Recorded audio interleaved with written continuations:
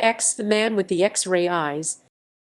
X, The Man with the X-Ray Eyes is a 1963 independently made color science fiction horror film produced and directed by Roger Corman that stars Ray Milland. The film, written by Ray Russell and Robert Dillon, is notable for featuring comedian Don Rickles in a straight dramatic role. Veteran character actor Morris Ankrum makes an uncredited appearance in his final role. American International Pictures distributed the film in the fall of 1963 as a double feature with the Francis Ford Coppola-directed horror thriller Dementia 13. Corman described the success of the film, which was shot in 3 weeks on a budget of under $300,000, as a miracle. Notable for its use of special effects to portray Dr. Xavier's greatly enhanced vision, the film's effects, though crude by today's standards, are still effective in conveying to the audience the protagonist's bizarre viewpoint. Plot: Dr. James Xavier develops eye drops intended to increase the range of human vision, allowing one to see beyond the visible spectrum into the ultraviolet and X-ray wavelengths and beyond. Believing that testing on animals and volunteers will produce uselessly subjective data, he tests the drops on himself. Initially, Xavier discovers that he can see through people's clothing, and he uses his vision to save a young girl whose medical problem was misdiagnosed. Over time, and with continued use of the drops, Xavier's visual capacity increases, but his ability to control it decreases. Eventually, he can see the world only in forms of light and texture that his brain is unable to fully comprehend. Even closing his eyes brings no relief from the darkness in his increasingly frightening world, as he can see through his closed eyelids.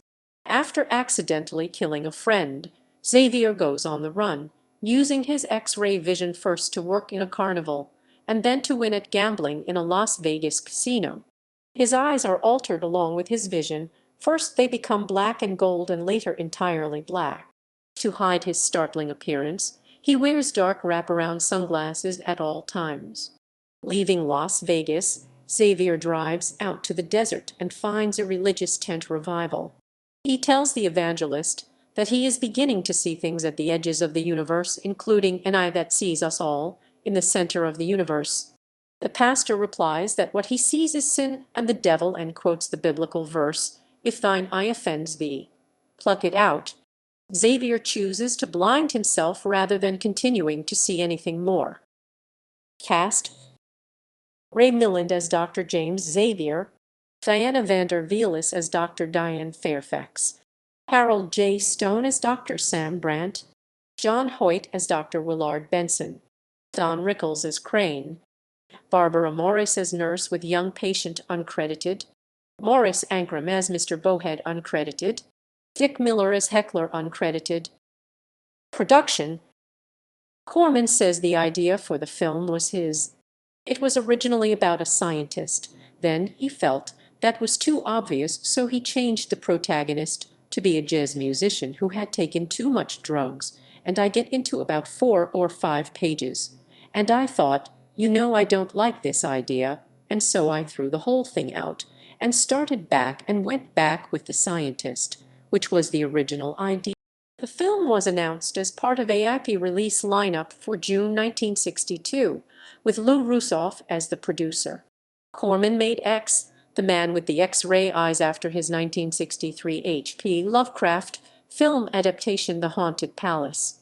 Stephen King, in his horror film book Danse Macabre, claims there were rumors that the ending originally went further, with Milland crying out, "I can still see," after gouging out his eyes.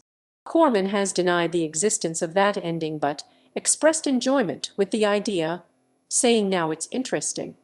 Stephen King saw the picture and wrote a different ending, and I thought his ending is better than mine." Reception: At the film review aggregator website Rotten Tomatoes, the film holds an approval rating of 88% based on 25 reviews, with a weighted average rating of 6.6/10.